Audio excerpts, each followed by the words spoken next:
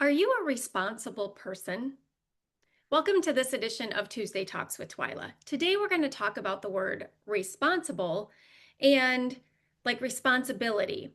And I'm going to use some things that might tip this word and the definition on its head. So I went to the Googles and looked up the definition of responsible because as I'm doing my own internal work, I've noticed that certain definitions I've given to things doesn't always serve me. In fact, usually it's the opposite.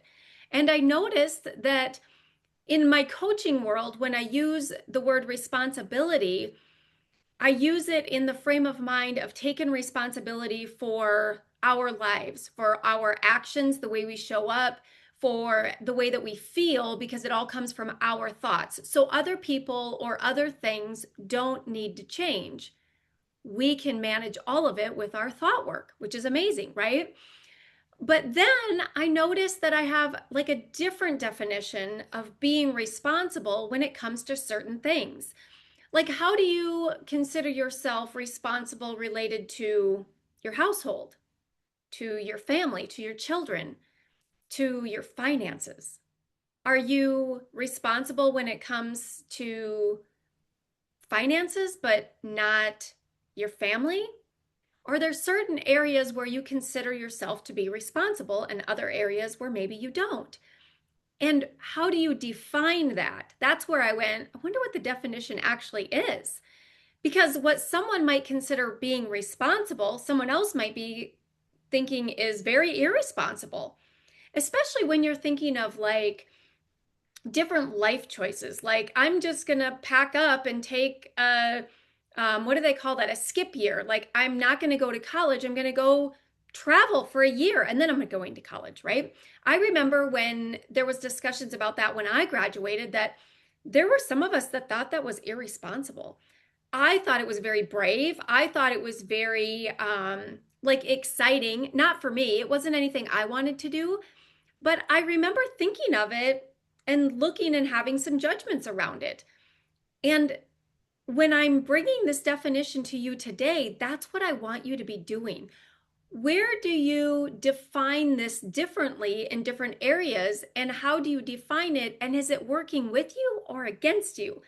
I have found it's working against me, so I'm going to change that.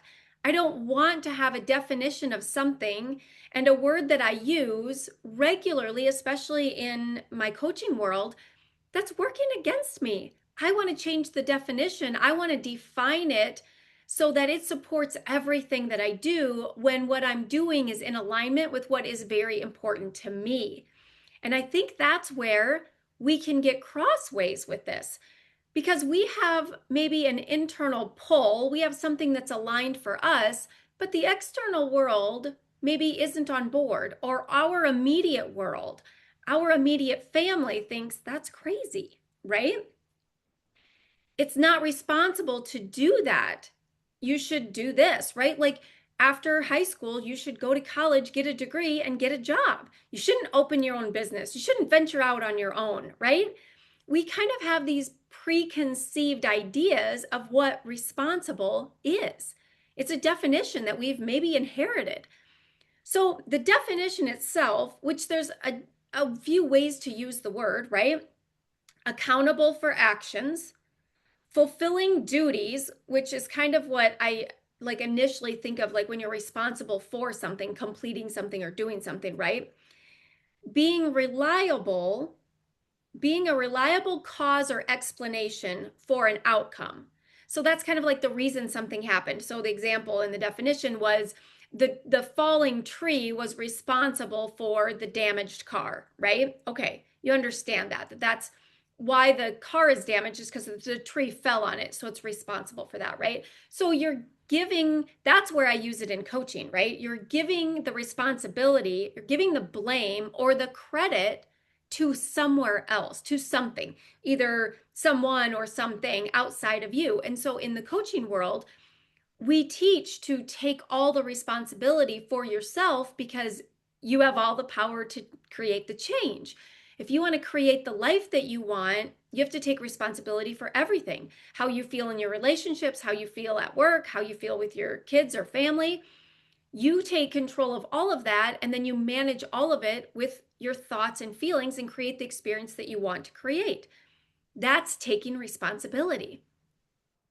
But when I was thinking of it in a way that doesn't serve me, is as a definition, as an adjective, are you a responsible person? Well, when it comes to my kids, absolutely.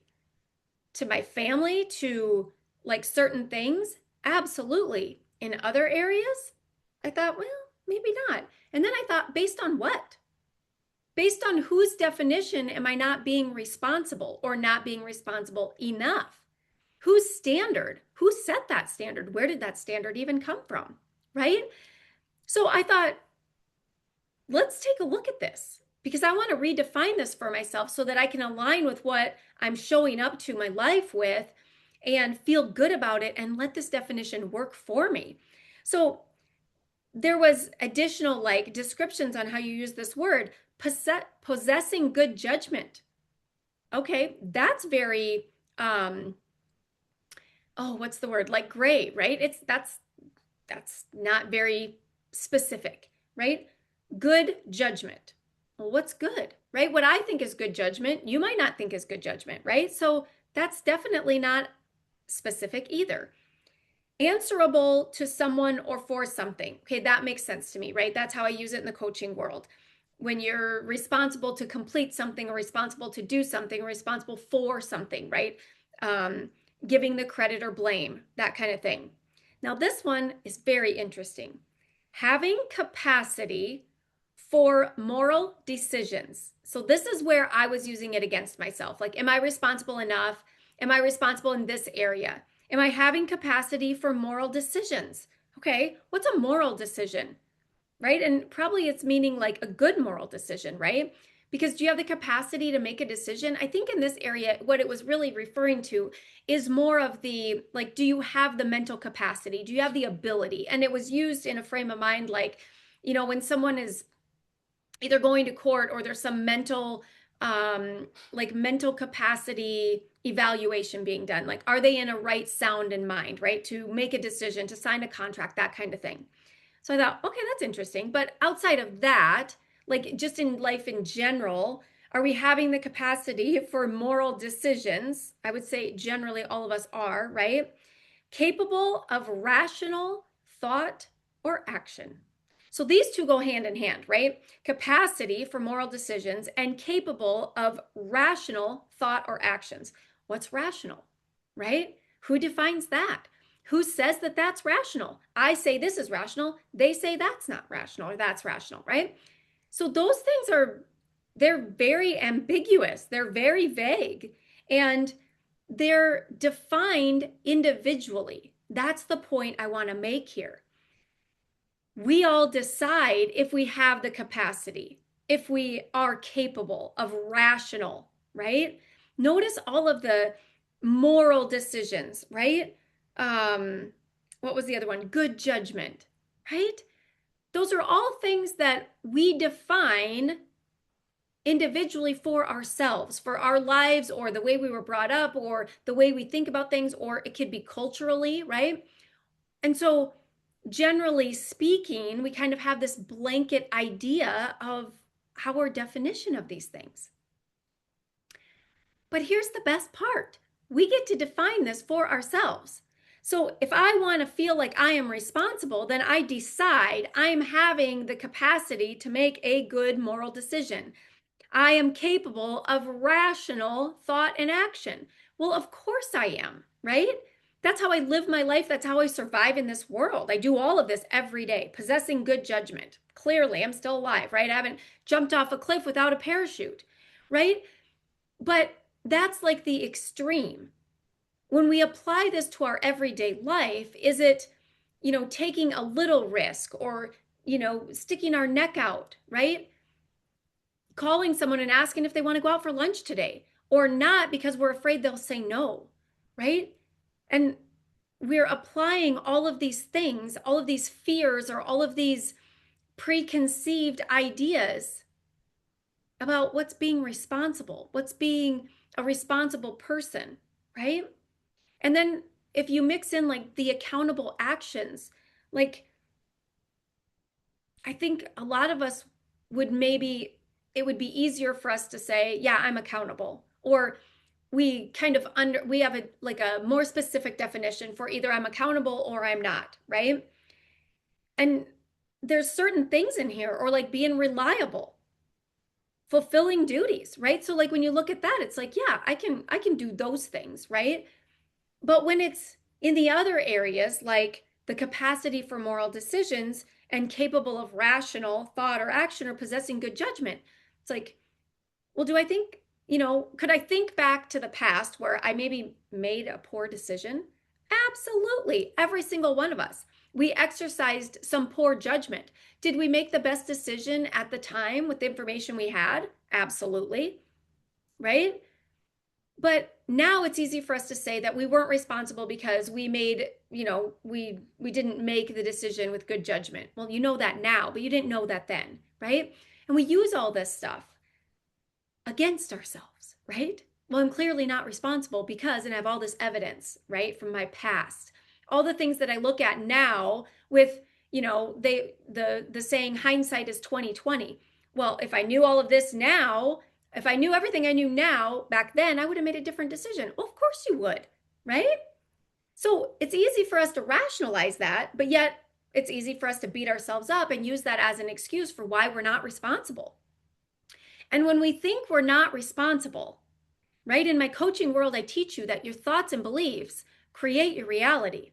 That's how you create your results, is what you're thinking.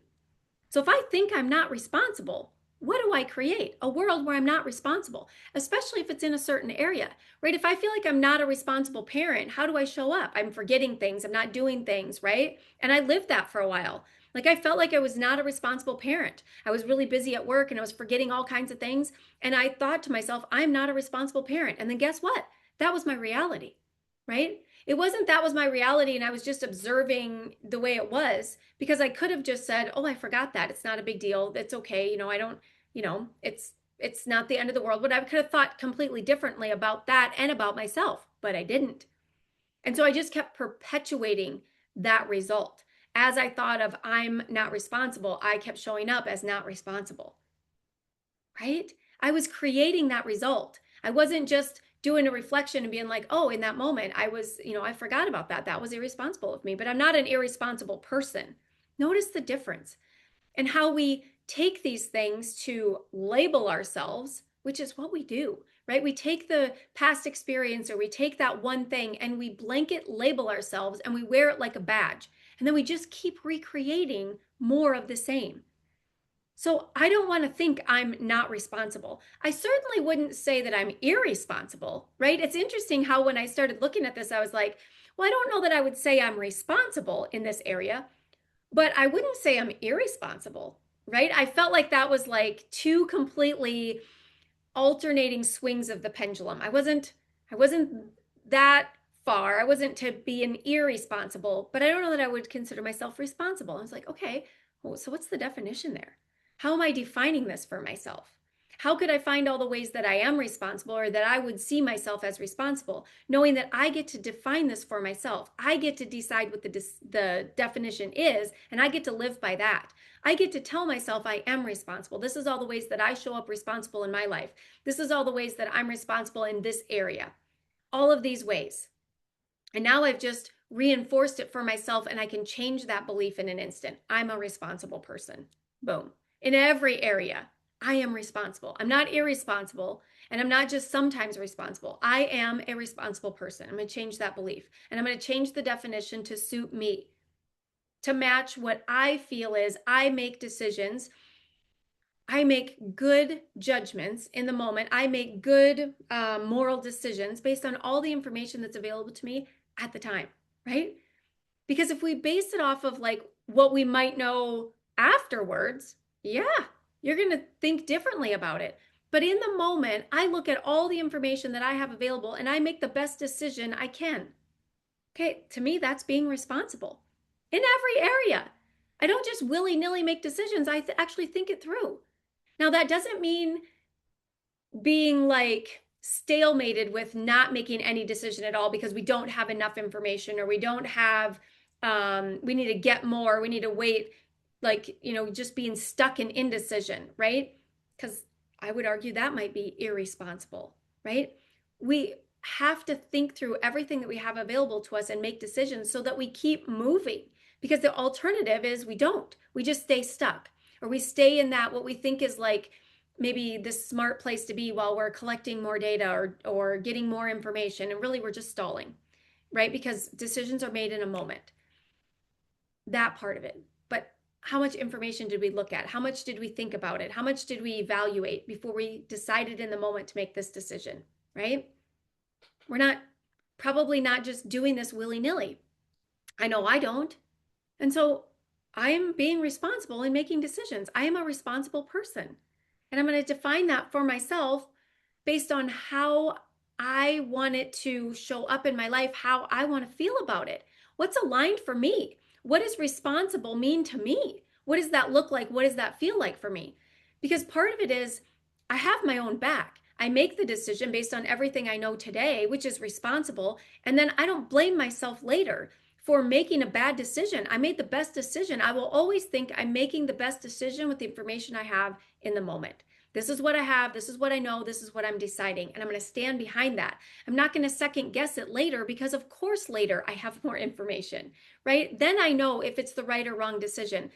And here's the thing. I can always redecide. I can pivot. I can change. And that's responsible too, right? So I have that all available to me. But beating myself up later, or labeling myself as irresponsible because the outcome was different than what I had anticipated, right? Looking at that for yourself, and how does that show up, and how do you use it in your life? And how does it make you feel, right? Because the thoughts that we think create our emotions, and then that has us showing up a certain way. So if I think I'm irresponsible, right, I feel pretty crummy, and I don't show up as my best self. I don't show up organized and planned out and not forgetting things, right? If I think I'm irresponsible, I'm making willy-nilly decisions, right? I'm doing things hastily. I'm not taking time. I'm not remembering everything. I'm not being organized, right? And so it's a big deal, if this is in your life in a certain way, to take a look at it and just go, that's interesting, right? Not from a place of judgment, not from a place of beating ourselves up, just from a place of curiosity. Isn't that interesting? Let's get the word my coach used the other day was being fascinated with whatever it is, being fascinated with how you are with this word.